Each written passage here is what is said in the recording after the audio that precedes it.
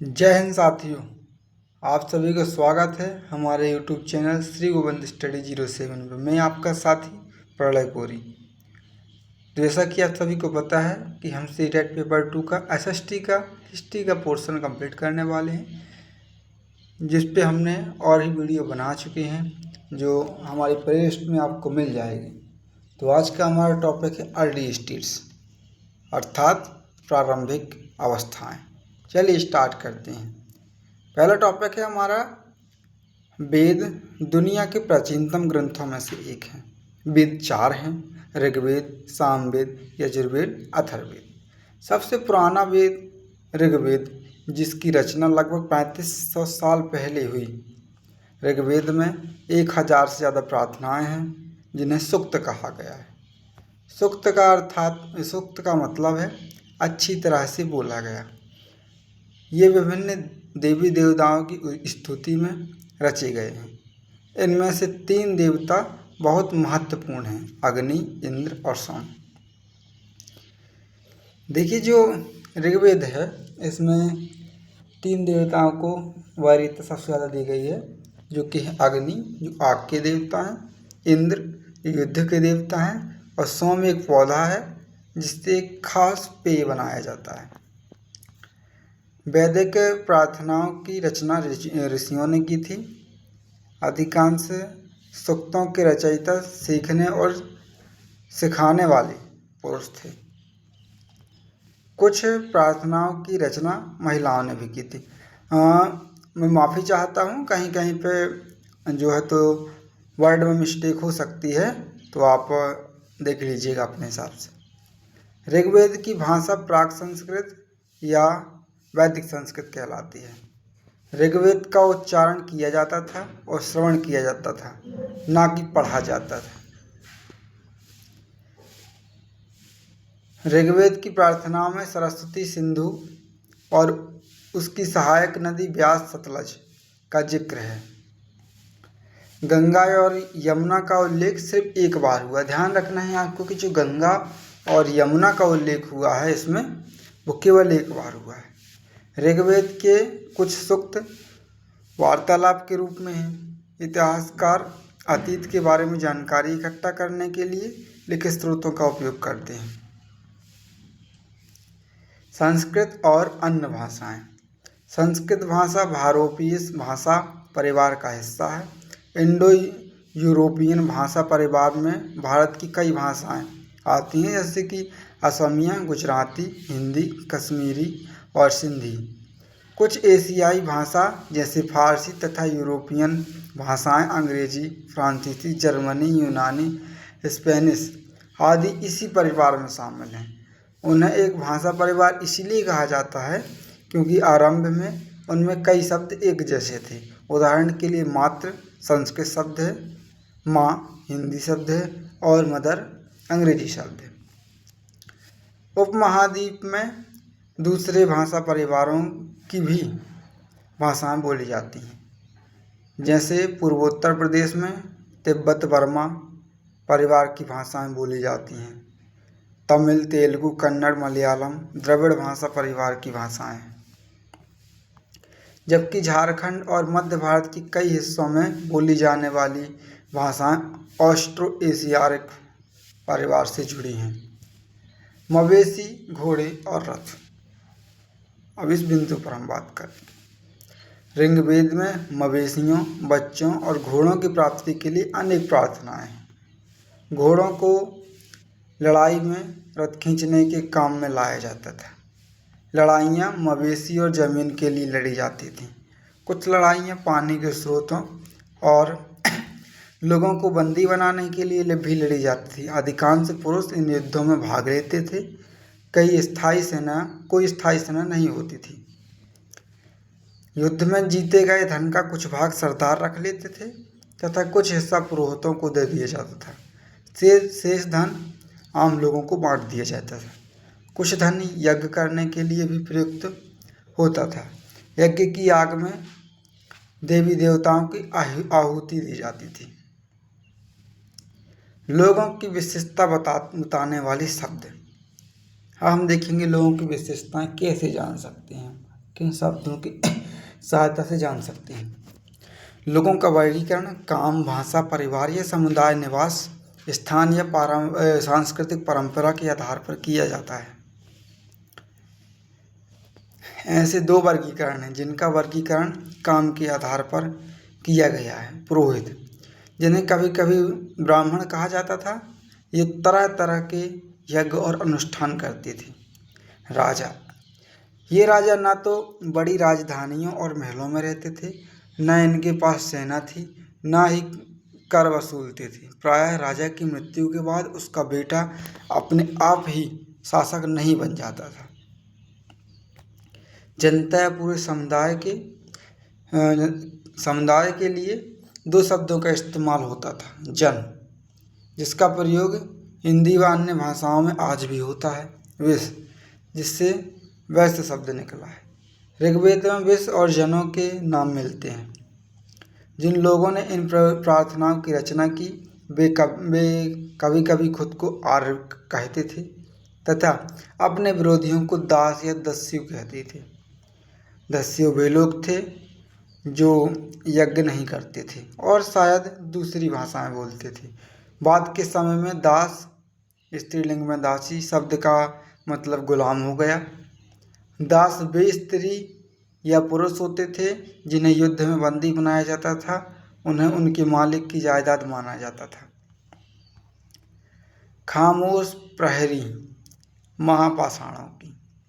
महापाषाण, महा का अर्थ है पत्थर, बड़ा, और पाषाण का अर्थ है पत्थर। महापाषाण का अर्थ मतलब होता है दफन करने की जगह पर लोगों द्वारा बड़े व्यवस्थित तरीके से लगाए गए थे। जो महापाषाण है, दफन करने की जगह पर बड़े व्यवस्थित तरीके से लगाए गए। महापाषाण बनाने की प्रथा लगभग 300 साल पहले शुरू हुई। यह प्रथा दक्कन, दक्षिण भारत, उत्तर पूर्वी भारत और कश्मीर में प्रचलित थी।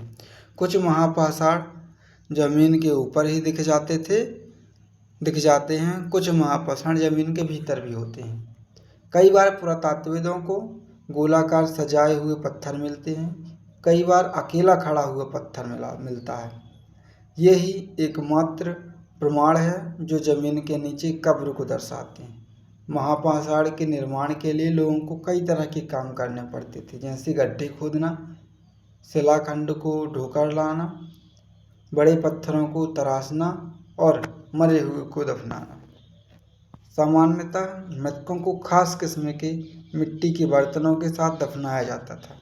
उन्हें काली, लाल मिट्टी के बर्तनों के नाम से लाया जाता था। इनके साथ ही मिले हैं लोहे के औजार और हथियार, घोड़ों के कंकाल और सामान तथा पत्थर और सोने के गहने।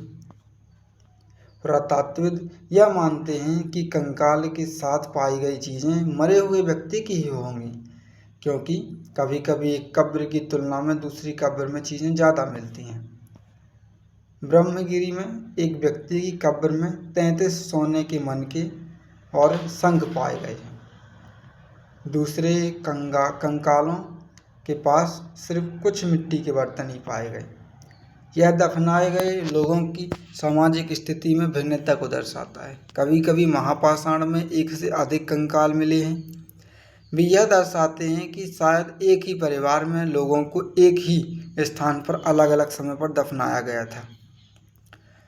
बाद में मरने वाले लोगों को पोर्ट होल के रास्ते कब्रों में लाकर दफनाया जाता था।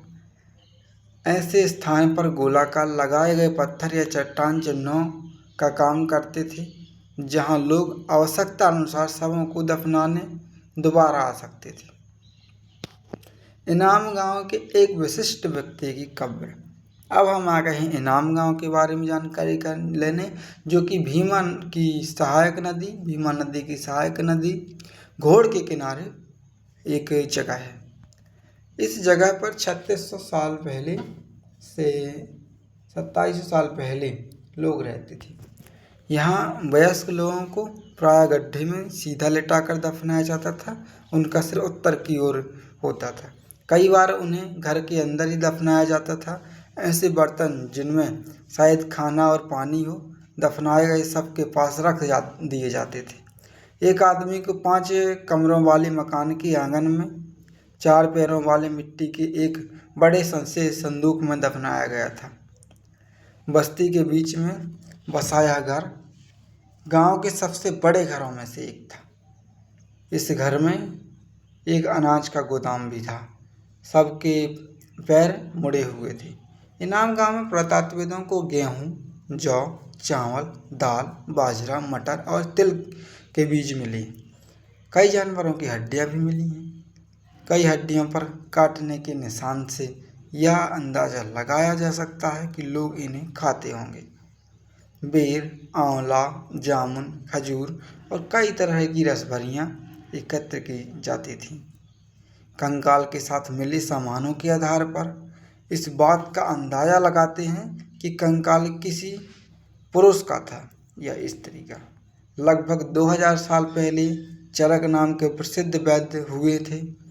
उन्होंने चिकित्सा शास्त्र पर चरक संहिता नाम की किताब लिखी। वे कहते हैं कि मनुष्य के शरीर में 360 हड्डियां होती हैं। यह आधुनिक शरीर रचना विज्ञान की 206 हड्डियों से काफ़ी ज़्यादा है। संभवतः चरक के अपनी गिनती में दांत, हड्डियों के जोड़ और कार्टिलेज को जोड़कर यह संख्या बताई थी। अब हम देखेंगे चीन में लेखन कला। लगभग 3500 साल पहले हम चीन में लेखन कला के सबसे पुराने उदाहरण पाते हैं। यह जानवरों की हड्डियों पर लिखा गया था। इन्हें भविष्यवाणी करने वाली हड्डियां कहा जाता था।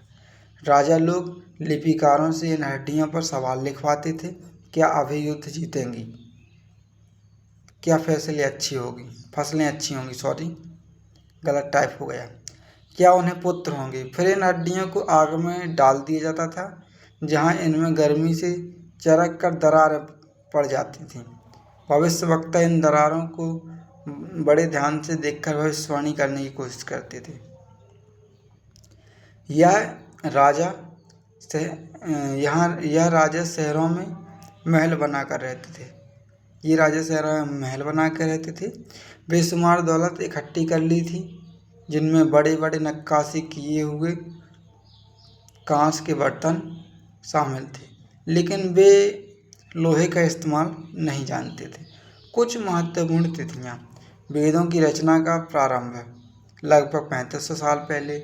महापाषाणों के निर्माण की शुरुआत लगभग 300 साल पहले। इनाम गांव में कृषकों का निवास लगभग 3600 से 2700 साल पहले। और चरक हुए हैं वो लगभग 2000 साल पहले। बहुत बहुत धन्यवाद आप सभी का हमारा ये वीडियो देखने के लिए। ऐसे ही बने रहिए हमारे साथ और हम धीरे धीरे करके सीटेट का जो SST का पोर्शन है वो पूरा कंप्लीट करेंगे। और ये सब का हम कंटेंट आपके पास लाते हैं NCERT से। NCERT बुक्स जो हैं उनको हम 1 लाइनर फॉर्म में रख कर लाते हैं और आप तक प्रस्तुत करते हैं। तो मैं आपका साथी प्रलय कोरी आपसे फ़िलहाल के लिए विदा लेता हूँ। हमारे चैनल को सब्सक्राइब करिए, लाइक करिए, कमेंट करिए आपको वीडियो कैसा लगा। तब तक के लिए जय।